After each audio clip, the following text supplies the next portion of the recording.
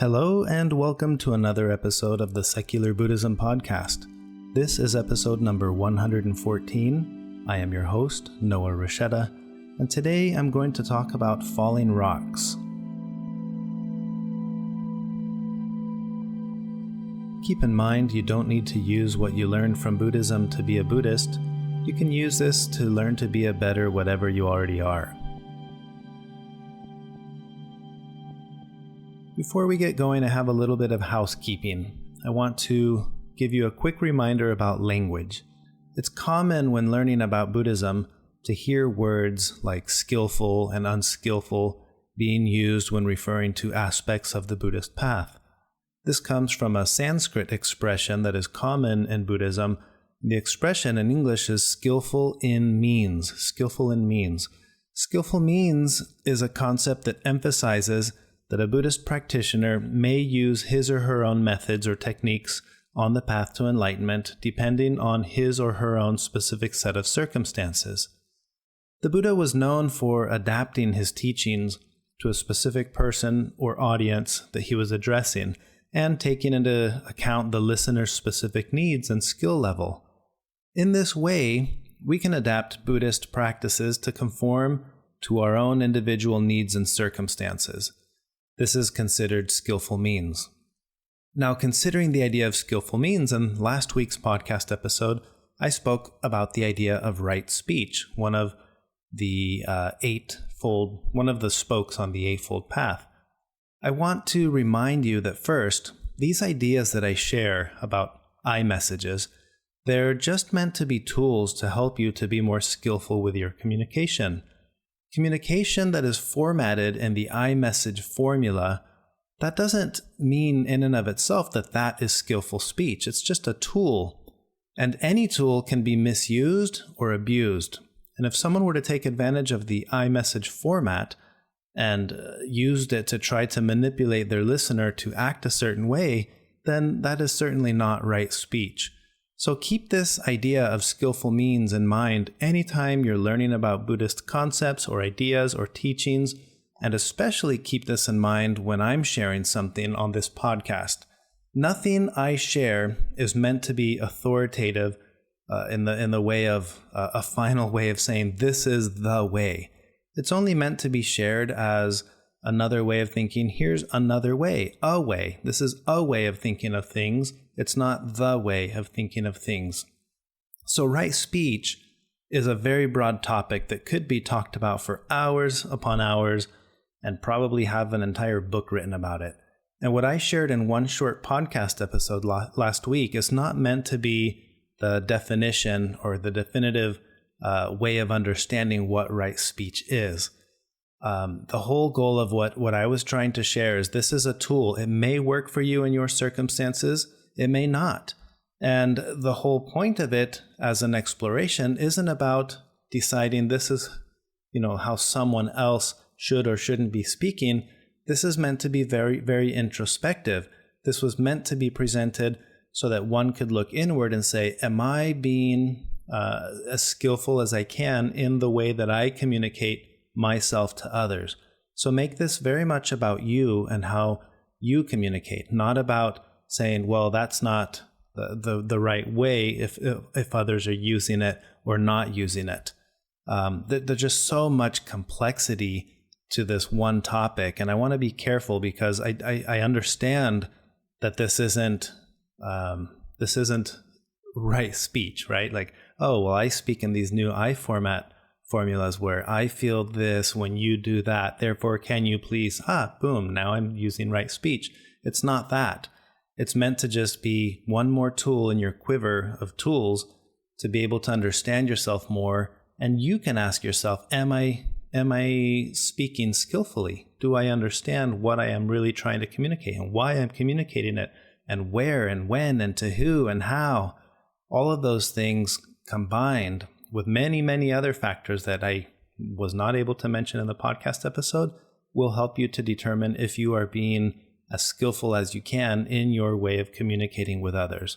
So I wanted to clarify that and add that because I acknowledge and I recognize that this and any other topic could be easily hijacked and somebody misuses this tool or this concept, and then the claim could be made, well, that's not right speech, and you would be absolutely correct. That is not right speech. So, as Forrest Gump would say, I think that's all I have to say about that. So that's the little bit of housekeeping I wanted to mention. Now let's talk a little bit about the Zen koan that I shared in last week's episode, No Cold and Heat. As a reminder, this is a monk who asked Tozan, how can we escape the cold and heat? Tozan replied, why not go where there is no cold and heat? Is there such a place? The monk asked. Tozan commented, when cold, be thoroughly cold. When hot, be hot through and through. Now for me, this koan is about the poisons of desire and aversion. If you'll recall the concept of the three poisons in Buddhism, two of those are desire and aversion. And it's important to note here that there's nothing wrong with being cold. There's nothing wrong with not liking being cold. But the moment that I feel aversion to the cold, I am adding a new layer of suffering because I'm cold and I'm upset that I'm cold, or I'm cold and I'm feeling that I shouldn't be cold, or, it's like the second arrow. It's like you're adding more arrows than necessary. It's okay to just sit there and be cold. It's okay to just sit there and be hot. But it's that desire, right? Desiring for things to be other than how they are adds a new layer of suffering on top of whatever you're suffering by just being cold or just being hot. So for me, I think this has to do with the relationship that I have with the feeling. And you see this every year, at least in terms of cold and hot. I see this every year because I live in a place where the climate, we have all four of the seasons. And it seems like as soon as summer comes around, everyone's all excited that it's summer, but give it a month or so, and then people are complaining about how hot it is, or just complaints about the heat, or backwards. Where I live, most likely it's going to happen backwards. It's the cold. Maybe by the end of summer, and people are like, oh, I can't wait for that first snowfall, and as soon as it snows and they're posting pictures, give them a few weeks, and then they're talking about how they can't stand the winter and how miserable it feels to be cold, and they can't wait for summer or for spring. I see that all the time, and I often feel that even myself. So there we are, always wanting things to be other than how they are, and I think that's what this koan is trying to do. At least that's how I interpret it. This is an invitation for me of why not just be with whatever it is that you're with right now. And for me, this koan is an invitation to be with whatever is there. And I think that's especially relevant when I think about and apply this to the idea of emotional states, not necessarily physical states like feeling hot or feeling cold. I think the koan could just as easily say a monk asked, how can we escape happiness and sorrow? And the reply would also have been, when happy, be thoroughly happy, and when sad, be sad through and through. Whatever I'm experiencing, I try to allow myself to fully experience it. And I found myself thinking about this koan. This is one of the things I like about this new format of sharing the koans. You're kind of thinking about it all week. And this week, that was the case for me, thinking about, well, what does this mean for me, the concept of hot and cold? And I found myself experiencing several moments of discontent and suffering, you could say, this week over small little things, because I had several things going wrong. And one of the big things I've been working on since I got here is trying to get my voter's registration card, because I have one that I got in Guadalajara, the city where I lived before in my life. And now that I live here, this is a different state of Mexico, and I'm trying to get a local one here because you get discounts to the big theme parks. So I've been working to try to get that, and it has been obstacle after obstacle after obstacle. I'm going on 5 months now of trying to get this, and it's been like roadblocks. I ran into the first one realizing that the name on my Mexican nationality is missing my second last name, and here in Mexico we use two last names, your paternal and your maternal last name, so you have two last names. Well, on my official paperwork, I only have one. So that proved to be problematic, because on my Mexican passport I have two, and on my voter's registration from the state of Jalisco I have two. So when I tried to switch it to the state of Quintana Roo, where I live now, they ran into this problem where they're like, well, the supporting documentation you have for your proof of Mexican citizenship only has one last name. Oh, it's a quick problem. All we have to do, or a quick solution, all we have to do is get, instead of using your letter of nationality, let's just get you an actual Mexican birth certificate. So I submitted everything for that. And then, and that was a long process because I submitted it and it can't be that one. It has to be, there's the long format and the short format. So to order the long format from the state of Texas where I was born, that was like a 2-month process. And then that arrives, oh no, it has to have an apostillado is what they call it in Spanish, where it's like certified to be used for international purposes. And that took time and that took money. And then when it arrived, it had to be translated by a certified translator. And that took time and that took money. And then I turned it all in and come to find out that the last name on my birth certificate for my mom, she has her first name and her middle name reversed. So on all of her official paperwork, she's Maria Teresa. And on my birth certificate, she's Teresa Maria. And that caused, I went to pick things up on Friday. Again, 5 months in the works here. And finally, I'm going to get my birth certificate. And I go to pick it up and I can't pick it up because they detected this error. And now they're saying, well, you've got to change your last name. And I called the state of Texas and they're like, well, that's like a 3 to 4 month process. And I was just immediately feeling a lot of discontent and a lot of frustration because I was so close to finally having this. So this was one of those moments. I'm feeling really hot and I don't want to feel what I'm feeling. And I was like, why is this bothering me so much? And I just allowed myself to sit there and really feel it. And it took a few hours of just stewing over this and realizing the irony of the entire thing is the only reason I'm trying to get my voter's registration isn't to go vote. It's so that I can go get a discount at these theme parks. And the amount of money that I've paid and the entire process to get this new voter's registration is already more than I would have paid had I just gone to the park and paid full price 10 times. And it is almost comical to think, once again, Pema Chodron's quote pops into my head that the most difficult times for many of us are the ones we give ourselves. And that allowed me to kind of break out of that funk and realize, okay, I just need to sit here and be with what I'm experiencing, which is frustration at a never-ending road of obstacles. And I don't know what's going to happen next. I think I'm going to continue trying it because at this point, I just want the ID, you know, I want to have my actual voter's registration since this is the state where I live now. But I don't know. I may give it up. I may keep trying. They told me they're going to let me know on Monday what the next steps need to be because I told them changing the name on my birth certificate is pretty much out of the options at this point because I know that's a long, complicated process. And we're in Mexico. I was like, there's got to be another way. Come on, you tell me the other way. How much will that way cost? And we'll figure this out. And I don't know what's going to happen. We'll see. But anyway, that's what I was experiencing this week while keeping in mind this koan of hot and cold and realizing I'm experiencing a strong emotion. And one of the reasons why the emotion felt so intense was because I'm thinking I shouldn't feel this way. It's like, oh, I'm frustrated. Well, you shouldn't be frustrated. Well, why not? I can be frustrated. And allowing myself to be frustrated allowed the frustration to pass way faster than had I been sitting there, I think, probably for days thinking, I am such an ungrateful person because I'm allowing myself to get frustrated over something so insignificant and meaningless in the big picture. Well, yeah, as insignificant and meaningless as that is in the big picture, it still feels frustrating. And why not just allow myself to feel frustrated for a moment? And by allowing myself to fully feel it and sit with that, it was able to pass much quicker than it would have. And I only know that because, like I've mentioned many times before, I've experienced this with much stronger emotions like hatred and allowed that to fester for years rather than just allowing myself to acknowledge that what I'm feeling is hatred. And then it finally went away.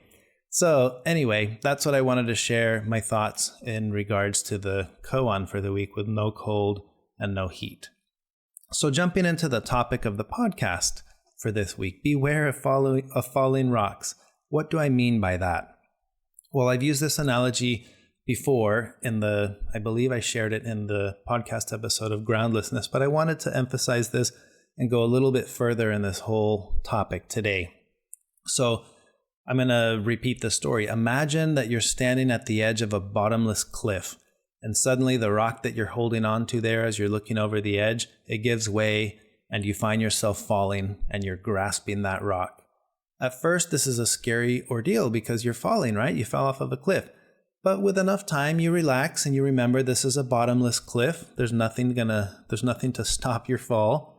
And in that moment, you realize that you're still hanging on tightly to that rock. And the rock does nothing for you other than possibly provide some comfort, so you decide to let it go. And when you do that, you realize that you're still falling, the rock's still falling there next to you, nothing has changed, and yet you become a little bit more comfortable with the discomfort of not having a rock to hold on to comfort you during your fall. And in Buddhism, this idea is called groundlessness, which I talked about in an episode specifically around groundlessness. But I think in life, we tend to rely on these rocks to hold on to or to stand on, and they act as our foundation for comfort. And these rocks can be people, relationships, ideas, beliefs. It can be the amount of money we have in the bank. It can be our jobs and our titles. It can be countless other things. But the concept of groundlessness implies that as long as there is a rock, there will also be the fear and discomfort around losing the rock. So we grip these rocks tighter and tighter, often failing to realize that our tight grip is actually causing more discomfort than the comfort that the rock provides us by just being there. So the idea instead is to ease the grip and to learn to let go of the rock. Now, letting go might be a big radical thing, but it could just be a matter of, for now, what if I loosen my grip on the rock? See what happens. And to experience groundlessness is to have that proverbial rug pulled out from under us, and our new foundation becomes the foundation of having no foundation. And then we become more comfortable with the discomfort of having no ground to stand on, having no rock to hang on to. And ironically, the end result is we have more peace and we have more comfort. We become comfortable with the fact that there we are falling, and that's it. And no rock is going to change that fact. And add to that, there's no fear, because the fear of losing the rock, there's no fear of losing the rock if you're not holding a rock in the first place. There's no fear of having that rug pulled out from under you if you don't have a rug there in the first place. So let's talk a little bit about these rocks. Well, for me, I like to think about the things that I'm not willing to let go of. Thinking of the things that I'm gripping to really tight. And I've thought about this. This has evolved quite a bit for me in the last few years because I've spent a lot of time thinking about these rocks. But you can do this yourself. You can ask, what does this rock do for me? I like to picture Gollum in Lord of the Rings, where he's holding on to his precious, right? And doesn't realize the unspeakable pain and suffering that he's experiencing because of the attachment he has to this ring, his object, his precious. And he can't see that in the moment. But as the audience, of course, we can see that. And it's like, come on, let go of that thing. Well, that's all of us. We're all going through life in this free fall. And the journey of life is that free fall, right? Here we go. We don't know when we hit bottom. We don't know if we hit bottom. And we're hanging on to all these rocks. And this is where I like the expression, beware of those falling rocks, because there they are, they're falling at the same rate that we're falling. And if I look this way, there's a rock. Oh, there's another rock. And I start to see these things. And over time, I've clung on to some of them. One of them I put in my pocket, and the other one I strapped to my back, and the other one I tied it around my foot, right? And but there are some of them that you're actually physically gripping, and you're squeezing them so tight that your hands are bleeding and you have blisters, and you don't realize that the discomfort of gripping the rock outweighs the comfort of gripping the rock. And that's when it becomes a really powerful thing to sit and see that, notice that in ourselves and say, maybe this tight grip is what's causing me discomfort, right? There's already a baseline of discomfort, which is, hey, I'm falling. And we're all experiencing that. We're alive. We don't know how or when the end of this journey comes, but we know that it's coming, just like that fall. You're falling and falling and falling, and we all know that eventually you stop falling, or at least that's what it seems like. So you can pause and say, well, why am I hanging on to this so tight? And I think this is, if you're to ask, well, why do we care about these rocks? Why not just fall holding the rocks? Well, you can. If I were to say, explore, why do I even need to be careful about the rocks that I'm holding? For me, it goes back to this matter of skillful means. Is there anything inherently wrong with gripping a rock really tight? No, not at all. But what if the rock is causing you more discomfort than it is comfort? Oh, well, now we've got something to talk about, because we're trying to live a life of minimal, or even, if possible, the elimination of discomfort or of suffering, right? Like we talk about in Buddhism. Well, what if the cause of the suffering is, what if it's that we're so desperately clinging to this thing, and what's getting us is we don't want to feel discomfort, so we hang tight to this rock. And yet that's the very thing that's causing you the discomfort, a form of discomfort you hadn't even thought about, where you could let go of that level of discomfort and then sit with just the original discomfort, which is, oh no, I'm falling. And that one would have been enough. That one's manageable if you could just sit with it long enough. That, to me, is where this becomes a powerful way to play with this concept. What if the rock is causing you more discomfort than it is comfort? And what if, that's where the attachment to the rock, to me, seems like a detrimental thing. And I want to highlight here, it's not the rock that's the problem. Whatever that rock is, the belief or the idea or the opinion or the relationship or the person, whatever it is, that is not the problem. It's the attachment to that thing. Because remember, you can let go of this thing, and there it is. It's still there next to you. But the death grip is what was causing so much discomfort, not the thing itself. So you could ask, well, what do we do about these rocks? Well, the ones that we're holding and the ones that others are holding, we can learn a lot by just paying attention. That involves becoming familiar with the rocks that you're holding and notice them, and just notice and look around and notice what are the rocks that others are holding. This is especially relevant among people close in your life, family and friends, right? Loved ones. These are precious items to us, and they're precious items to others, these rocks. So you can look, and with time and just paying attention, you can look over there and be like, oh, Uncle so-and-so, oh, I see that's why he's gripping that rock so tightly, whatever that rock is. Or look over here, oh, here's my friend so-and-so, or here's the person at the store, or the neighbor who lives next door, or oh, here's my family member. And look at anyone really, and you can start to see through this perspective, through this lens of, we're all just scared of falling. And here we are falling, so we're gripping things and we're holding on tightly to things.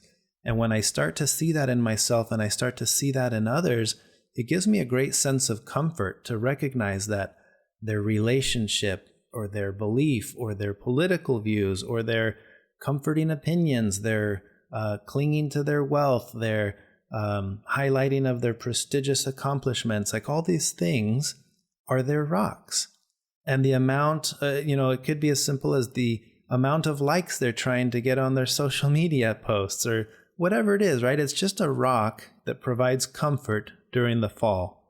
And that, for me, helps me to pause from time to time, not just to look at my own rocks, which ones am I gripping on so tightly today, but also to look at others and to ask, do these rocks provide more comfort than they do comfort?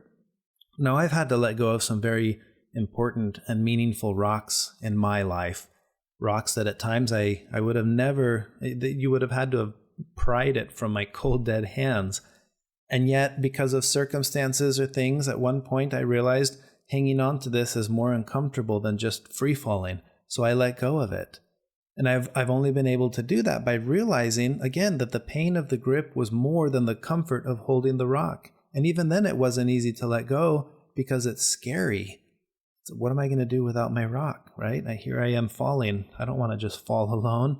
And luckily I found that I'm still here just falling. And so is the rock. The rock that I finally let go of, well, it's right there next to me. It's still falling here next to me. But the difference is my fingers aren't bloody. They're not bruised. They're not blistered because of that grip I had to that rock. And that rock's still there. And again, I want to emphasize here that this isn't necessarily about letting go of the rock and saying, I have to let go of it. This is about changing the relationship you have with that rock. What if it was a matter of letting go of the rock for a minute, spinning it around and realizing, oh, I can hold it now and I've developed a more skillful way of holding this rock that I was falling next to. Now it doesn't cause me and others so much pain or discomfort because I switched around the grip that I had on it. That's a valid way to look at this too. So you don't have to let it go. Now, I do think in Buddhism, it's more about, well, if that was beneficial and you rearrange your grip, imagine if you didn't even have to have a grip on it. What if you didn't have to have the rock at all? I think that's a valid position as well, and that's one that I like to explore. But I'm saying this because it doesn't just mean you have to let go of the rock. It could be a matter of, I'm going to see if there's a more skillful way of holding on to this rock. That's a valid step in the right direction too. And I like that. How do we start to work with these rocks? Again, I don't think it's about just throwing the rock away. I think it could be a matter of learning to loosen the grip and see what that does. Do your hands and arms feel better because you loosen the grip? Maybe that's all it took, a loosening of the grip. It could be an entire letting go of as well. But it's something to start looking at and exploring. And I want to highlight, again, we're all falling, right? And the rocks are all here. And we can be aware of the falling rocks. Which ones are worth hanging on to? Is this a really sharp rock with pointy edges that the tighter I squeeze onto it, the more it cuts into me? Some rocks are hard. Some are sharp. Some are smooth. Some are easy to hold on to. Some of them I can hold really tight and it doesn't really do anything other than make my muscles sore from how tight I'm gripping it. But there may be some that are still warm like lava, and they're a little bit painful to the touch. And if I'm hugging it and holding it tight, I may be experiencing a lot of discomfort because of the nature of the rock itself and not just because of the tight grip I have to it. But I have to be skillful to be able to look at my rocks and put them there in front of me and say, is this one a good one? Is this one a hot one? Is this a sharp one? Is this a pokey one? And understand my rocks. Oh, well, this one is. Why am I using that one? Why am I hanging onto that one so tight? That's a pokey one, right? Like, it takes skillful means to be able to do that, to understand our rocks. But all of that starts with the process of being able to acknowledge that here I am falling, and here are all these rocks, and what are these rocks doing for me? The ones that seem to provide me a lot of comfort, well, do they really? Maybe they do. Or I may realize, you know what? As much comfort as I thought this rock was providing, it's actually providing me more discomfort, the fact that I'm still gripping so tightly to this. That is part of the introspective quest that you have to discover for yourself by looking at your rocks. What are your rocks? And then allowing other people to have that same sense with their rocks. It's not fair for you to go along and point out someone else and be like, hey, you need to let go of that rock. What are they going to do? They're going to hold on to it tighter. Oh, you want me to let go of this? Yeah, right. Now I just gripped it even tighter. That's what happens, right? So we don't need to go around telling people to let go of their rocks. Again, as all the things that I share on this podcast, this is an invitation for you to look at your rocks only. Sure, I think it can be beneficial to look at someone else's and be like, I see what's going on there. You're holding on to that thing so tight that your hands are bleeding, but you don't see that. But I do. So now I'm going to be a little bit more compassionate with how much that rock means to you. I think we can do that. So those are things to think about. That's all I have for this podcast episode.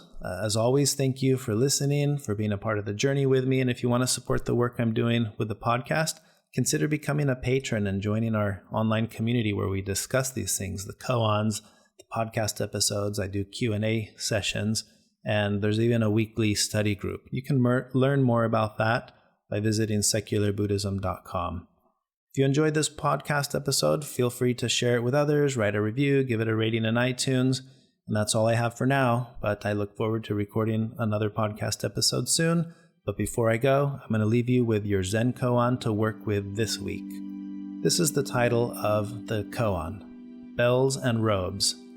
The koan goes like this. Zen Master Unman said, "The world is vast and wide.